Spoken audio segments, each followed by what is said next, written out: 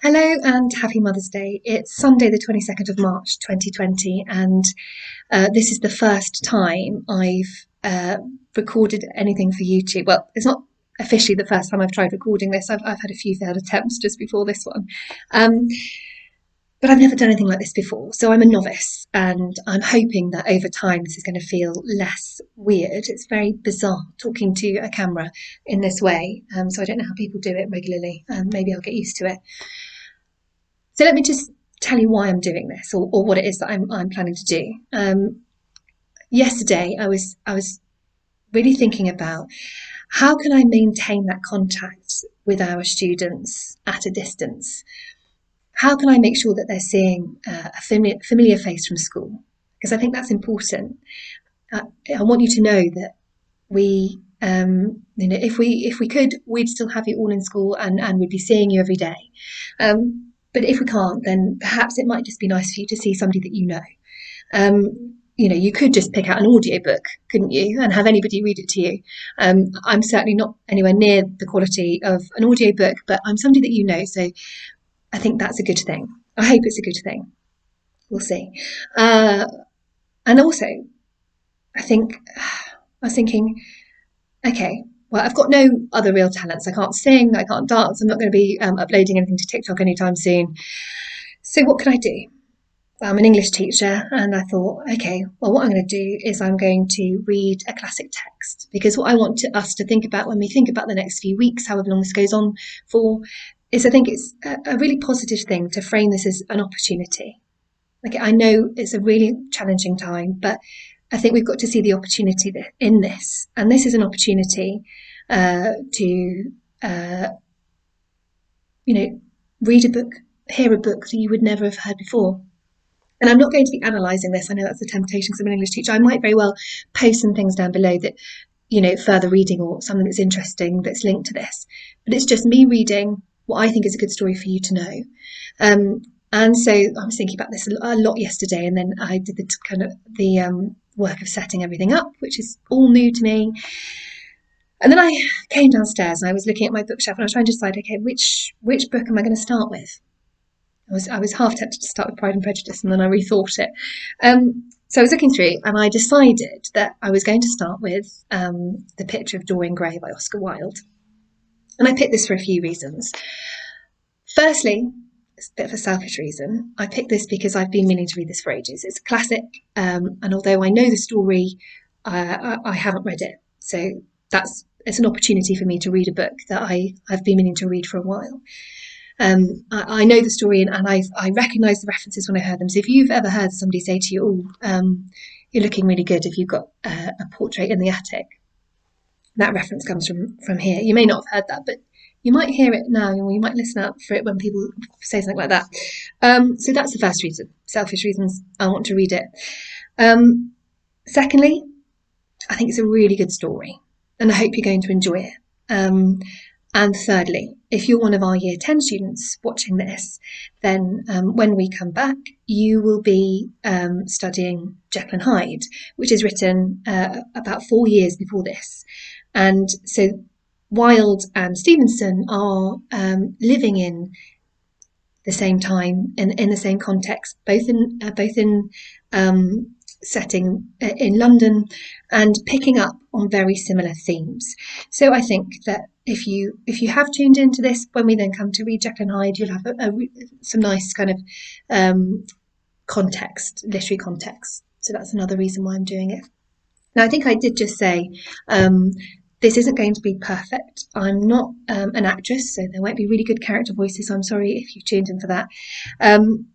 This is just something I want to do every day. I'm going to upload a chapter, and you can, if you've kind of caught this further down the line, then you can go back and you can go to the beginning, and you can pause at any point. What you might want to do now is you might want to pause the video and go and get yourself a cup of tea and sit down, and I'm just going to read to you, and hopefully you'll like it, and hopefully you'll find it a good thing to do, maybe.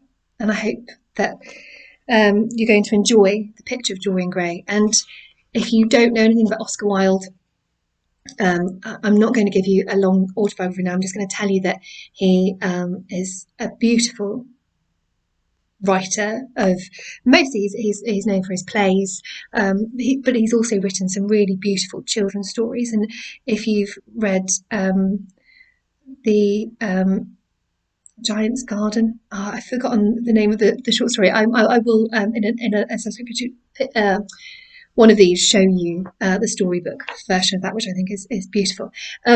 This is his first and his only novel, and this was published in 1891, just before it's kind of at the peak of his career in that time frame, and then also the point at which everything came crashing down.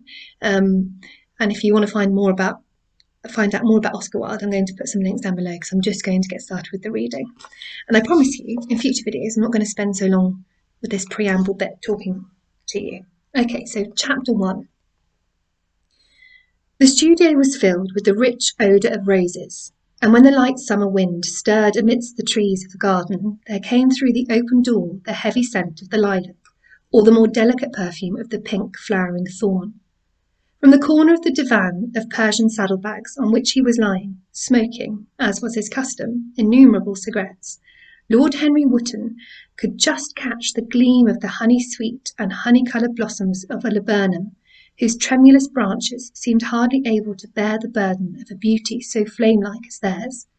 And now and then the fantastic shadows of birds in flight flitted across the long tussore silk curtains that were stretched in front of the huge window, producing a kind of momentary Japanese effect, and making him think of those pallid jade-faced painters of Tokyo who, through the medium of an art that is necessarily immobile, seek to convey the sense of swiftness and motion. The sullen murmur of the bees shouldering their way through the long unmown grass, or circling with monotonous insistence round the dusty gilt horns of the straggling woodbine, seemed to make the stillness more oppressive. The dim roar of London was like the bourdon note of a distant organ. In the centre of the room, clamped to an upright easel, stood the full-length portrait of a young man of extraordinary personal beauty.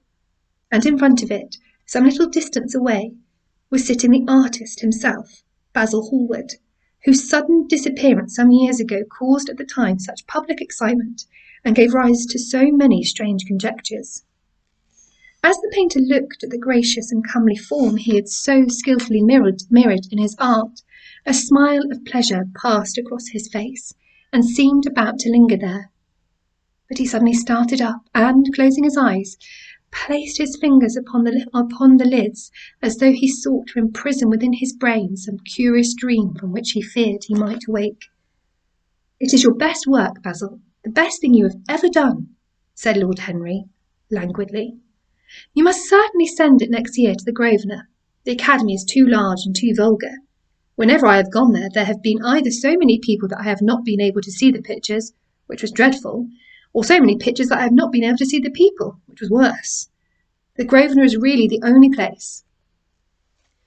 "I don't think I shall send it anywhere," he answered, tossing his head back in the odd way that used to make his friends laugh at him at Oxford. "No, I won't send it anywhere." Lord Henry elevated his eyebrows and looked at him in amazement through the thin blue wreaths of smoke that curled up in such fanciful whirls from his heavy opium-tainted cigarette. "Not send it anywhere, my dear fellow? Why? Have you any reason? What odd chaps you painters are! You do anything in the world to gain a reputation. As soon as you have one, you seem to want to throw it away. It is silly of you, for there is only one thing in the world worse than being talked about, and that is not being talked about.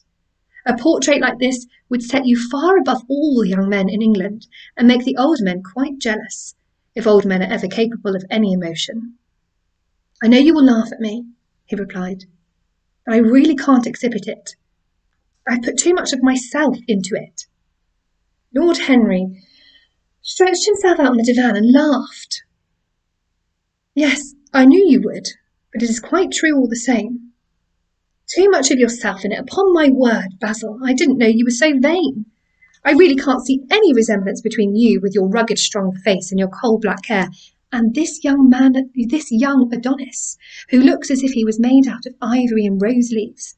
Why, my dear Basil, he is a Narcissus, and you, well, of course you have an intellectual expression and all that, but beauty, Real beauty ends where an intellectual expression begins. Intellect is in itself a mode of exaggeration and destroys the harmony of any face. The moment one sits down to think, one becomes all nose or all forehead or something horrid. Look at the successful men in any of the learned professions. How perfectly hideous they are. Except, of course, in the church. But then in the church they don't think. A bishop keeps on saying at the age of 80 what he was told to say when he was a boy of 18, and as a natural consequence he always looks absolutely delightful. Your mysterious young friend, whose name you have never told me but whose picture really fascinates me, never thinks. I feel quite sure of that. He is some brainless, beautiful creature who should be always here in winter when we have no flowers to look at, and always here in summer when we want something to chill our intelligence. Don't flatter yourself, Basil. You are not in the least like him. You don't understand me, Harry, answered the artist. Of course I'm not like him. I know that perfectly well. Indeed, I should be sorry to look like him. You shrug your shoulders. I'm telling you the truth. There is a fatality about all physical and intellectual distinction, the sort of fatality that seems to dog through history the faltering steps of kings. It is better not to be different from one's fellows. The ugly and the stupid have the best of it in this world. They can sit at their ease and gape at the play. If they know nothing of victory, they are at least spared the knowledge of defeat. They live as well we all should live, undisturbed, indifferent, and without disquiet. They neither bring ruin upon others, nor ever receive it from alien hands. Your rank and wealth, Harry, my brains such as they are, my art, whatever it may be worth, Dorian Gray's good looks, we shall all suffer for what the gods have given us, suffer terribly. Dorian Gray, is that his name? Asked Lord Henry, walking across the studio towards Basil Hallward. Yes, that is his name. I didn't intend to tell it to you. Why not? Oh, I can't explain. When I like people immensely, I never tell their names to anyone. It is like surrendering a part of them. I have grown to love secrecy. It seems to be the one thing that can make modern life mysterious or marvellous to us. The commonest thing is delightful if only one hides it. When I leave town now, I never tell my people where I am going. If I did, I would lose all my pleasure. It is a silly habit, I dare say, but somehow it seems to bring a great deal of romance into one's life. I suppose you think me awfully foolish about it. Not at all, answered Lord Henry, not at all, my dear Basil. You seem to forget that I am married, and the one charm of marriage is that it makes a life of deception absolutely necessary for both parties. I never know where my wife is, and my wife never knows what I am doing. When we do meet occasionally when we dine out together or go down to the Duke's, we tell each other the most absurd stories with the most serious faces. My wife is very good at it, much better in fact than I am. She never gets confused over her dates, and I always do. But when she does find me out, she makes no row at all. I sometimes wish she would, but she merely laughs at me. I hate the way you talk about your married life, Harry, said Basil Hallward, strolling towards the door that led into the garden. I believe that you are really a very good husband, but that you are thoroughly ashamed of your own virtues. You are an extraordinary fellow. You never say a moral thing, and you never do a wrong thing. Your cynicism is simply a pose. Being natural is simply a pose, and the most irritating pose I know, cried Lord Henry, laughing, and the two young men went into the garden together, and ensconced themselves on a long bamboo seat that stood in the shade of a tall laurel bush. The sunlight slipped over the polished leaves. In the grass, white daisies were tremulous. After a pause, Lord Henry pulled out his watch. I'm afraid I must be going, Basil, he murmured, and before I go, I insist on your answering a question I put to you some time ago. What is that? Said the painter, keeping his eyes fixed on the ground. You know quite well. I do not, Harry. Well, I will tell you what it is. I want you to explain to me why you won't exhibit Dorian Gray's picture. I want the real reason. I told you the reason. No, you did not. You said it was because there was too much of yourself in it. Now that is childish. Harry, said Basil Hallward, looking him straight in the face. Every portrait that is painted with feeling is a portrait of the artist, not of the sitter. The sitter is merely the accident, the occasion.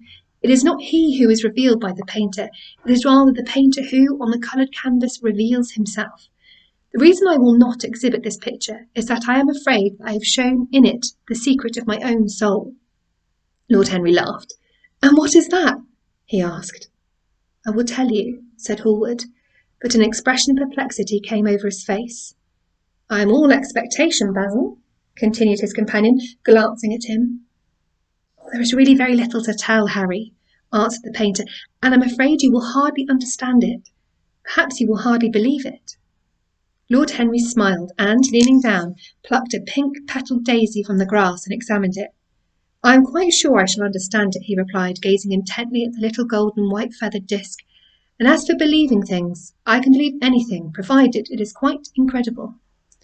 The wind shook some blossoms from the trees, and the heavy lilac blooms, with their clustering stars, moved to and fro in the languid air. A grasshopper began to chirrup by the wall, and like a blue thread a long thin dragonfly floated past on its brown gauze wings. Lord Henry felt as if he could hear Basil Hallward's heart beating, and wondered what was coming. The story is simply this, said the painter after some time. 2 months ago, I went to a crush at Lady Brandon's. You know, we poor artists have to show ourselves in society from time to time, just to remind the public that we are not savages. With an evening coat and a white tie, as you told me once, anybody, even a stockbroker, can gain a reputation for being civilised. Well, after I'd been in the room about 10 minutes, talking to huge, overdressed dowagers and tedious academians, I suddenly became conscious that someone was looking at me. I turned halfway round and saw Dorian Gray for the first time. When our eyes met, I felt that I was growing pale. A curious sensation of terror came over me. I knew that I had come face to face with someone whose mere personality was so fascinating that, if I allowed it to do so, it would absorb my whole nature, my whole soul, my very art itself. I did not want any external influence in my life. You know yourself, Harry, how independent I am by nature. I have always been my own master, and at least always been so, till I met Dorian Gray. Then, but I don't know how to explain it to you, something seemed to tell me that I was on the verge of a terrible crisis in my life. I had a strange feeling that fate had in store for me exquisite joys and exquisite sorrows. I grew afraid and turned to quit the room. It was not conscience that made me do so, it was a sort of cowardice. I take no credit to myself for trying to escape. Conscience and cowardice are really the same things, Basil. Conscience is the trade name of the firm, that is all. I don't believe that, Harry, and I don't believe you do either. However, whatever was my motive, it may have been pride, for I used to be very proud. I certainly struggled to the door. There, of course, I stumbled against Lady Brandon. We're not going to run away so soon, Mr. Hallward, she screamed out. You know her curiously shrill voice. Yes, she is a peacock in everything but beauty, said Lord Henry, pulling the daisy to bits with his long, nervous fingers. I could not get rid of her. She brought me up to the royalties, and people with stars and garters, and elderly ladies with gigantic tiaras and parrot noses. She spoke of me as her dearest friend. I had only met her once before, but she took it into her head to lionize me. I believe some picture of mine had made a great success at the time, at least had been chatted about in the penny newspapers, which is the 19th century standard of immortality. Suddenly I found myself face to face with the young man whose personality had so strangely stirred me. We were quite close, almost touching. Our eyes met again. It was reckless of me, but I asked Lady Brandon to introduce me to him. Perhaps it was not so reckless after all. It was simply inevitable. We would have spoken to each other without any introduction, I am sure of that. Dorian told me afterwards. He too felt that we were destined to know each other. And how did Lady Brandon describe this wonderful young man? Asked his companion. I know she goes in for giving a rapid précis of all her guests.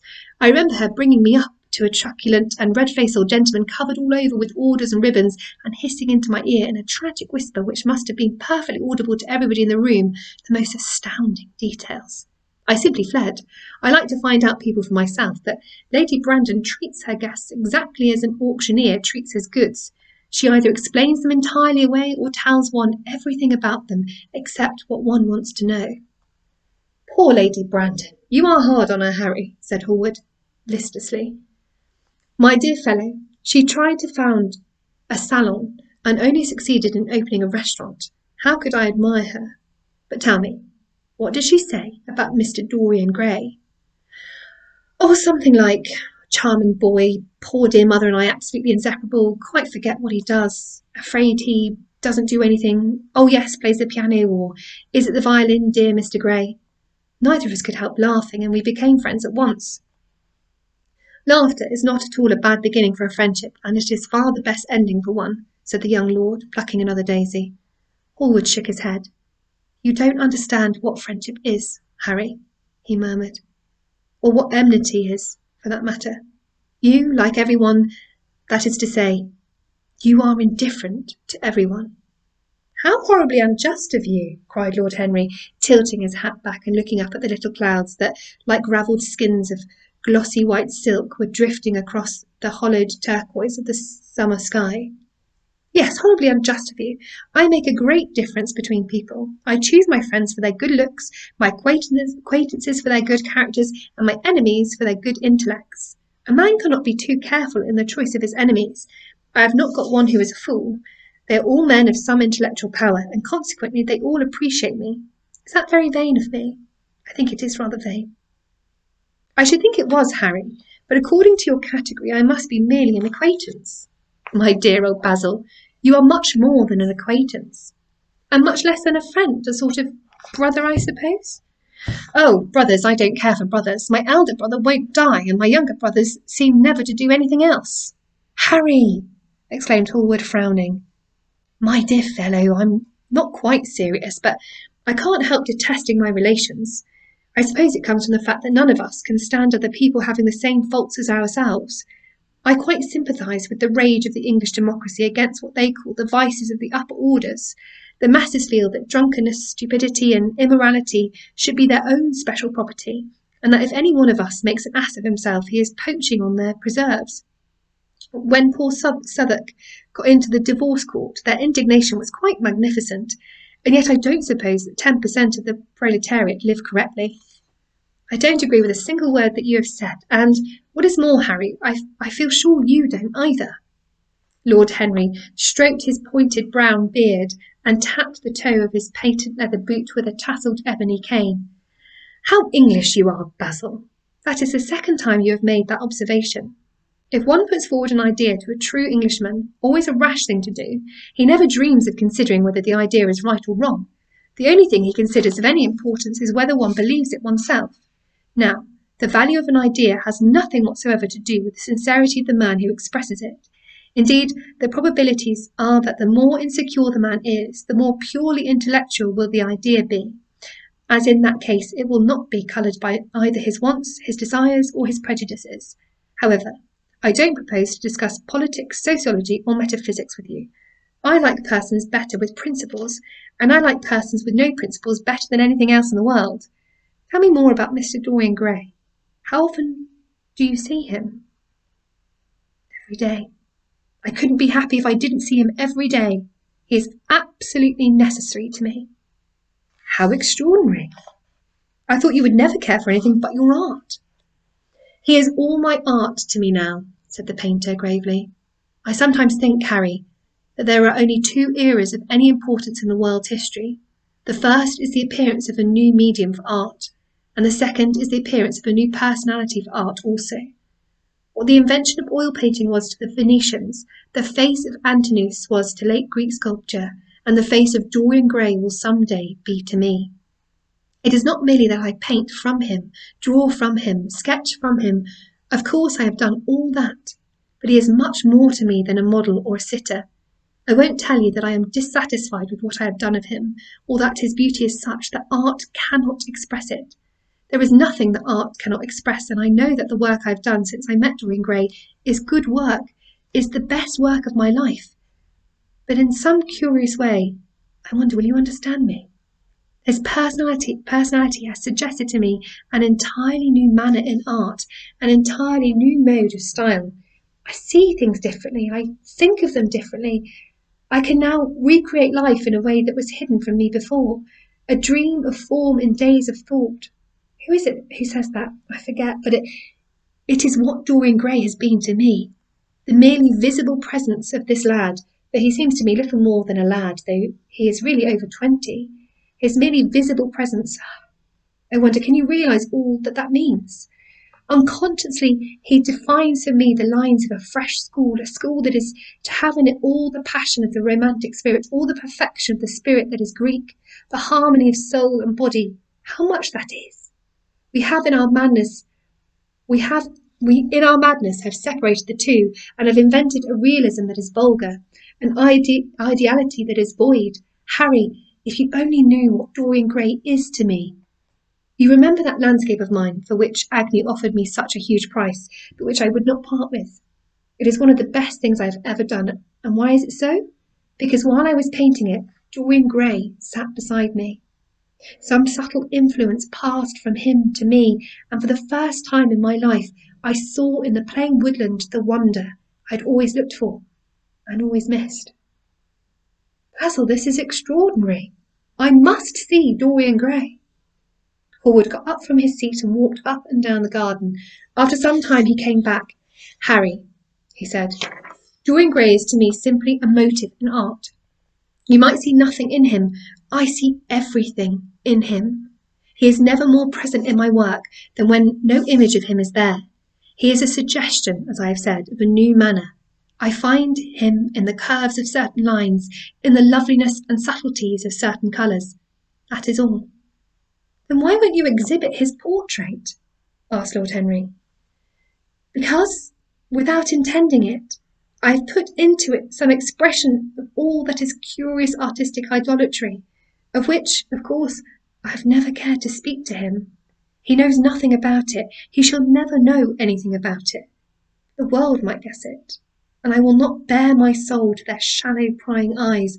My heart shall never be put under their microscope. There is too much of myself in the thing, Harry, too much of myself. Poets are not so scrupulous as you are. They know how useful passion is for publication.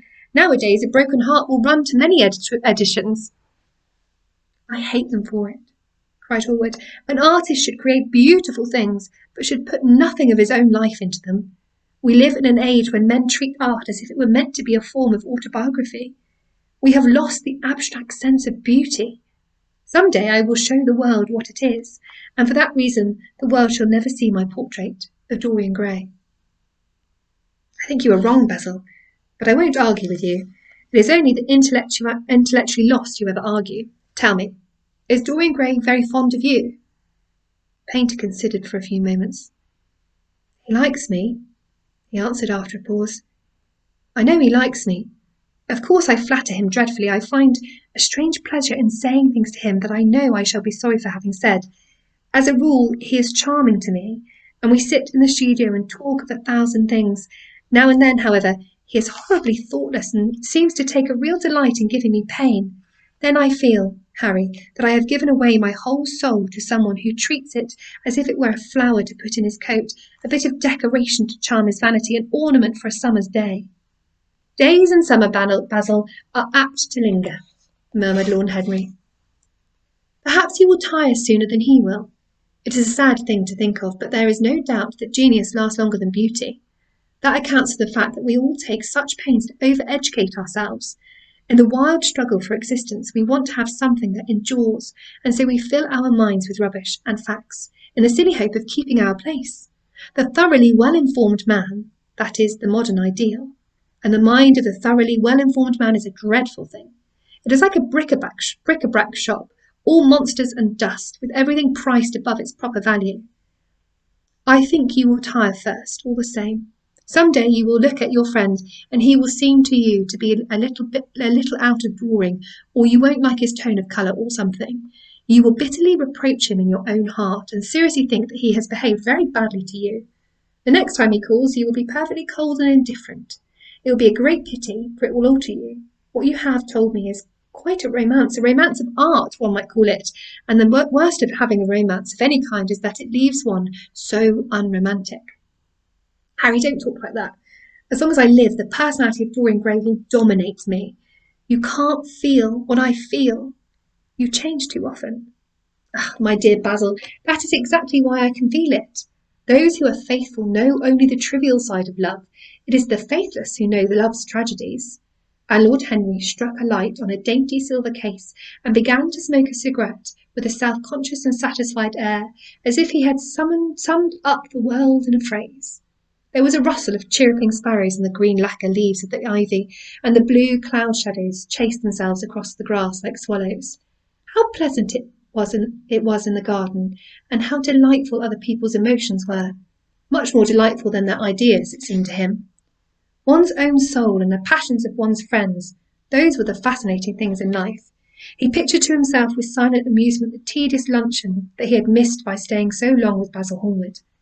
Had he gone to his aunt's, he would have been sure to have met Lord Goodbody there, and the whole conversation would have been about the feeding of the poor and the necessity for model lodging houses. Each class would have preached the importance of those virtues, for whose exercise there was no necessity in their own lives. The rich would have spoken on the value of thrift, and the idle grown eloquent over their dignity of labour. It was charming to have escaped all that. As he thought of his aunt, an idea seemed to strike him. He turned to Hallward and said, "My dear fellow, I have just remembered." "Remembered what, Harry?" "Where I have heard the name of Dorian Gray." "Where was it?" asked Hallward, with a slight frown. "Don't look so angry, Basil. It was at my aunt, Lady Agatha's. She told me she had discovered a wonderful young man who was going to help her in the East End, and his name was Dorian Gray. I am bound to state that she never told me he was good-looking. Women have no appreciation of good looks, at least good women have not. She said that he was very earnest and had a beautiful nature. I at once pictured to myself a creature with spectacles and lank hair, horribly freckled and tramping about on huge feet. I wish I'd known it was your friend." "I'm very glad you didn't, Harry." "Why?" "I don't want you to meet him." "You don't want me to meet him?" "No." "Mr. Dorian Gray is in the studio, sir," said the butler, coming into the garden. "You must introduce me now," cried Lord Henry, laughing. The painter turned to his servant, who stood blinking in the sunlight. "Ask Mr. Gray to wait, Parker. I shall be in a few moments." The man bowed and went up the walk. And he looked at Lord Henry. "Dorian Gray is my dearest friend," he said.